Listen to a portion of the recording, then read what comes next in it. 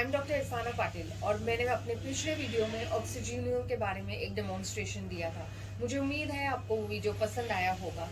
अगर आपने मेरा चैनल सब्सक्राइब नहीं किया है तो जल्द कर लीजिए for more updates on skin and hair care. और आज हम लोग बात करने वाले हैं डर्मल फिलर ट्रीटमेंट के बारे में।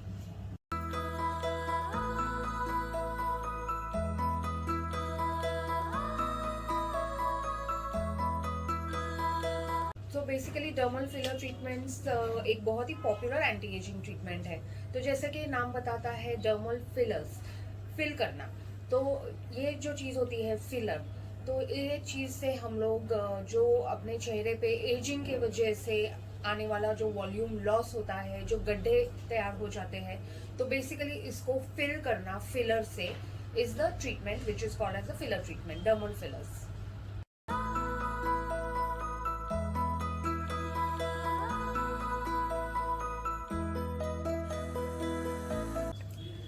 जैसे जैसे हम एज होते हैं हमारे चेहरे में बहुत सारे चेंजेस आने लगते हैं।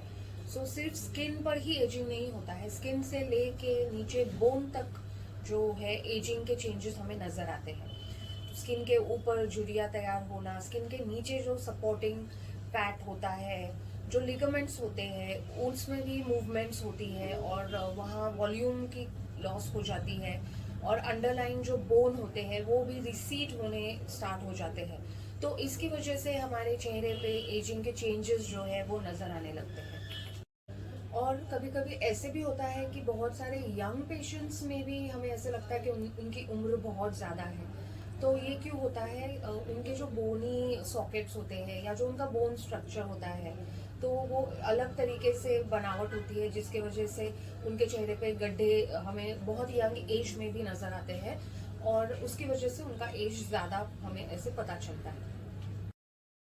जब ये एजिंग प्रोसेस शुरू होती है तो नॉर्मली ऐसे होता है कि जो फीमेल्स होती है या जो औरतें हैं उनकी एजिंग प्रोसेस जो है वो काफ़ी जल्दी स्टार्ट हो जाती है और उनमें वो चेंजेस बहुत जल्दी नज़र आने लगते हैं कंपेयर टू द मेल्स और कंपेयर टू द जो पुरुष होते हैं उनमें वो एजिंग के चेंजेस जो है वो लेट शुरू होते हैं और लेडीज़ में जल्दी शुरू होते हैं।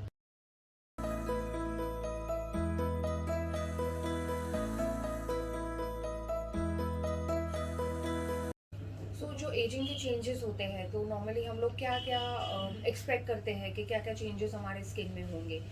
जैसे कि मैंने आपको बताया कि ये सिर्फ स्किन लेवल तक ही नहीं, मतलब सिर्फ झुर्रियाँ ही नहीं रहती है, वॉल्यूम लॉस जिसे हम कहते हैं, जो हमारे स्किन के नीचे जो सपोर्टिंग डर्मिस में जो मॉलिक्यूल होता है जिससे कि हमारी स्किन को टेंसाइल स्ट्रेंथ मिलती है, इलास्टिसिटी मिलती है, जिसे हम हाइलुरोनिक एसिड कहते हैं।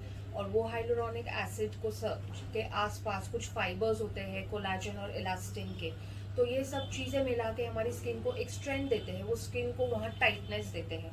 तो विद एजिंग ये दोनों भी चीज़ें कम होने लगती हैं और उसके साथ साथ ही जो सबक्यूटेनियस जो अपने सपोर्टिंग फैट पैड्स होते हैं, जो लिगामेंट्स होती है, जो अटैचमेंट्स होती है स्टार्टिंग फ्रॉम द बोन से लेके मसल तक कुछ अटैचमेंट्स होती है, तो वो सारे जो है उनकी मूवमेंट स्टार्ट हो जाती है टूवर्ड्स ग्रेविटी, वो शिफ्ट होने लगते हैं, जिसकी वजह से कुछ एरियाज में हमें गड्ढा तैयार हो जाता है।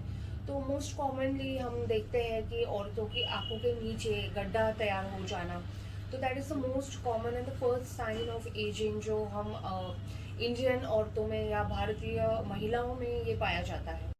आंखों के नीचे गड्ढे तैयार होना और नाक के आसपास जो फोल्ड्स होते हैं या लाइंस होते हैं, यहाँ पे जो है बहुत डीप ग्रूव्स भी तैयार हो जाते हैं बिकॉज ऑफ द एजिंग, क्योंकि विथ एज जो है movement of the fat pads और लिगामेंट्स का है और वॉल्यूम लॉस, ये सब मिला के जो पूरा स्ट्रक्चर है सपोर्टिंग, वो सेंटर की तरफ और ग्रेविटी की तरफ जो है वो शिफ्ट हो जाता है, जिसकी वजह से जो है चीक्स जो है उसका प्रोमिनेंस कम हो जाता है और यहाँ पे जो शार्प जॉ लाइन होती है वहाँ पे वो अक्यूमुलेट हो जाता है, जिससे कि हम जाउल्स कहते हैं यहाँ पे। तो ये जो है जॉ लाइन वो इल डिफाइंड हो जाती है और चिन जो है हमारा यहाँ का बोन वगैरह रिसीड होने लगता है, तो वो चिन भी प्रोमिनेंट रहता है तो वो भी रिसीड होने लगता है। तो ये सब चीज़ें जो है, और टेम्पल्स होती है हमारी यहाँ की, जो फॉरहेड में वहाँ का बोन भी रिसीव होने लगता है और वहाँ भी खड्डा जैसा तैयार हो जाता है। तो ये सारे जो है एजिंग के चेंजेस जो है हमें नज़र आते हैं। इन टोटल स्किन से लेके बोन तक एजिंग होती है, इसकी वजह से ये सब चेंजेस हमें दिखाई देते हैं।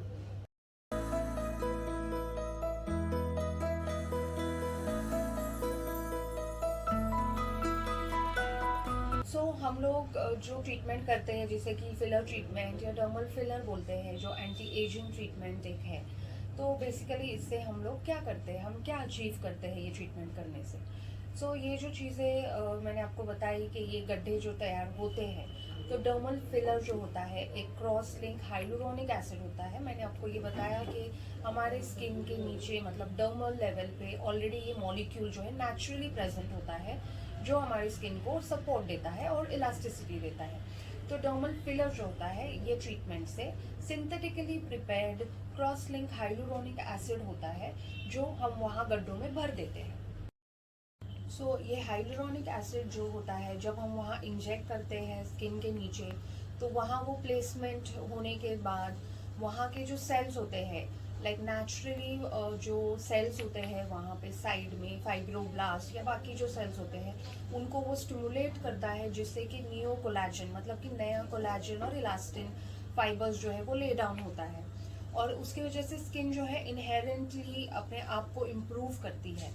तो ये फिलर्स जो होते हैं, नॉर्मली हम लोग टेम्परेरी टाइप का ही फिलर इंजेक्ट किया जाता है मोस्ट कॉमनली। तो इसका एक लॉन्गेटिविटी होता है, इनकी एक लाइफ होती है।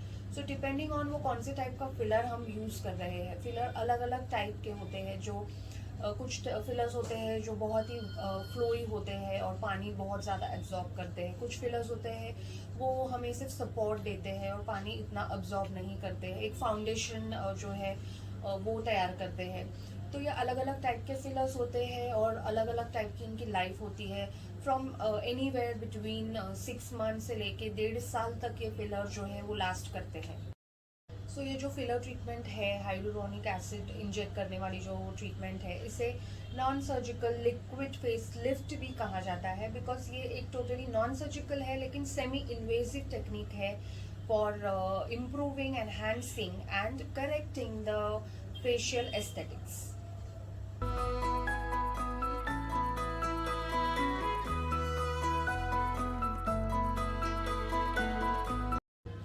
फिलर सिर्फ जो गड्ढे हैं या जो डिफेक्ट्स हैं, सिर्फ वो करेक्ट करने के लिए ही नहीं, बल्कि अपने फीचर्स एनहांस करने के लिए भी इंजेक्ट किया जाता है।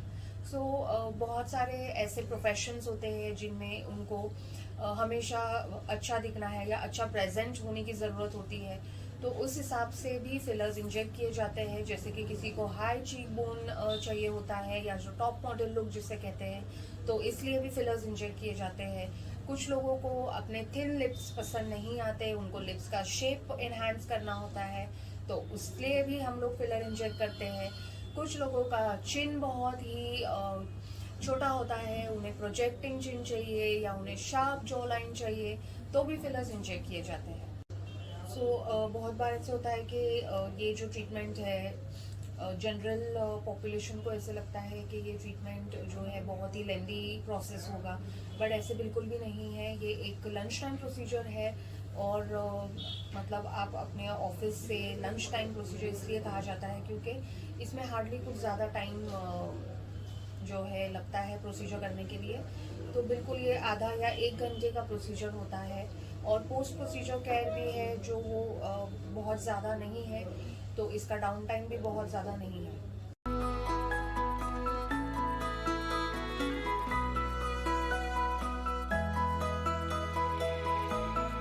जब भी आप ये फिलर ट्रीटमेंट करवा रहे हो, तो आपको ये याद रखना है कि आपको अगर कुछ डिजीज़ है, कोई सिस्टमिक इलनेस है, कोलेजन वास्कुलर डिसऑर्डर, या आपको किडॉइड की कोई टेंडेंसी है, आपको एक्टिव हर्पीज इन्फेक्शन है, या एक्टिव कोई भी स्किन डिजीज़ हो चेहरे पे, तो आप ये फिलर ट्रीटमेंट जो है तभी नहीं करवा सकते। बेसिकली 18+ नॉर्मली हम ये ट्रीटमेंट्स जो है पेशेंट्स को फिलर का ट्रीटमेंट जो है वो अवेल कर सकते हैं ये ट्रीटमेंट।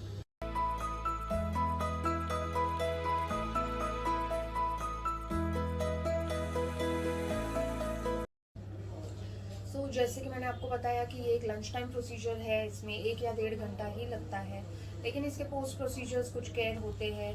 तो जैसे प्रीवियस वीडियोस में भी मैंने आपको बोटॉक्स के बारे में बताया था, तो post procedure care filler treatment के बाद भी बहुत इंपॉर्टेंट है फॉलो करना। तो जब आप ये फिलर ट्रीटमेंट करवा रहे हो तो पोस्ट प्रोसीजर आपको ये ध्यान रखना है कि आप 3 दिन तक ग्रीन टी या कोई भी एंटीऑक्सीडेंट्स जो है वो कंज्यूम ना करें, क्योंकि इससे ब्रूजिंग टेंडेंसी जो है वो बढ़ जाती है। अल्कोहल का सेवन आप ना करें, बहुत सन एक्सपोजर या बहुत एक्सेसिव स्वेटिंग वाले जो काम होते हैं वो भी ना करें, क्योंकि ये फिलर सेट होने में नॉर्मली 15 दिन लगते हैं। और इसके बाद जो है नॉर्मली फर्स्ट टचअप जो है 15 दिन के बाद होता है। 15 दिन दिए जाते हैं वो फिलर को सेट होने के लिए, और 15 दिन के बाद नॉर्मली अगर जहाँ पे भी रिक्वायर्ड है और इंजेक्ट करने की ज़रूरत पड़ती है 15 दिन के बाद इंजेक्ट किया जाता है।